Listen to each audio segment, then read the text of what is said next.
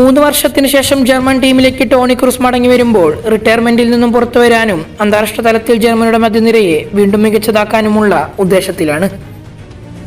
യൂറോയിൽ Germany പുറത്തായതിന് തൊട്ടു പിന്നാലെ ഏകദേശം 3 വർഷങ്ങൾക്ക് മുമ്പ് റയൽ മാഡ്രിഡിന്റെ ക്രൂസ് ദേശീയ ടീം വിട്ടിരുന്നു.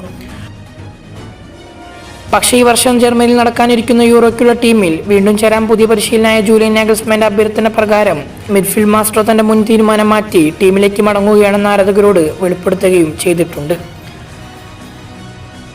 യൂറോപ്യൻ ചാമ്പ്യൻഷിപ്പിൽ ടീമിനായി മികച്ച പ്രകടനം നടത്താൻ സാധിക്കുമെന്ന് തനിക്ക് വിശ്വാസമുണ്ടെന്നും മാർച്ച് മാസം മുതൽ ജർമ്മനിക്കായി കളിക്കുമെന്നും ഇൻസ്റ്റാഗ്രാം പോസ്റ്റിലൂടെ ക്രൂസ് വ്യക്തമാക്കിയിട്ടുണ്ട്.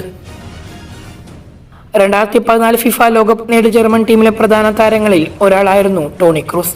രാജ്യത്തിനായി 106 മത്സരങ്ങൾ കളിച്ച ടോണി ക്രൂസ് 17 ഗോളുകളും 18 അസിസ്റ്റുകളും സ്വന്തം പേരിലാക്കിയിട്ടുമുണ്ട്.